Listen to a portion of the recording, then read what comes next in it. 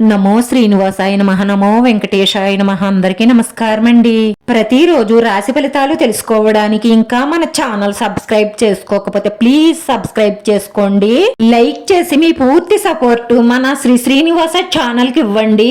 ఈ వారం రాశి ఫలితాలలో గోచార్య రీత్యా వృషభ రాశి వారు ఎటువంటి శుభాశుభ ఫలితాలను పొందుతారో తెలుసుకోవడానికి ఈ మన వీడియోని ఎక్కడా స్కిప్ చేయకుండా చివరి వరకు చూడండి. అనుకున్న విజయాలను సాధిస్తారు.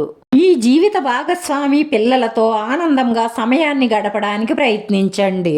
విద్యార్థులు సంకట గణపతి స్తోత్రాన్ని పారాయణం చెయ్యడం వల్ల మంచి విజయాలను సాధిస్తారు.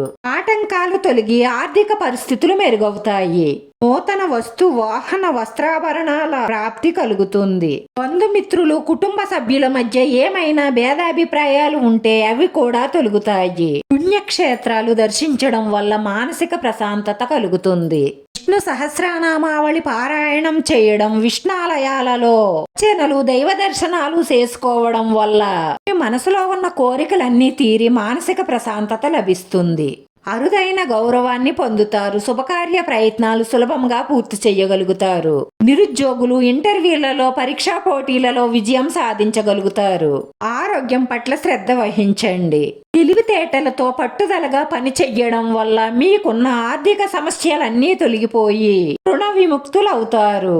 మీరు చేసే పనినే దైవంగా భావిస్తూ పట్టుదలతో ముందుకు సాగండి. ఏ రంగంలోనైనా సరే విజయం సాధిస్తారు. రాజకీయవేత్తలకు పని ఒత్తిడి పెరుగుతుంది. రియల్ ఎస్టేట్ వారు అప్రమత్తంగా ఉండాలి. ఒక స్త్రీ కారణంగా అద్భుతమైన విజయాలను సాధించే సమయం వచ్చేస్తుంది. మీ అభివృద్ధిని, మీ విజయాలను చూసి మీ శత్రువులు మీకు హాని చెయ్యడానికి ప్రయత్నిస్తారు. జాగ్రత్త. విలాసవంతమైన జీవితాన్ని గడపగలుగుతారు. ఆరోగ్యం మెరుగుపడుతుంది. ఈ ప్రవర్తనను ఇతరులు ఆదర్శంగా తీసుకునేలా వ్యవహరించండి.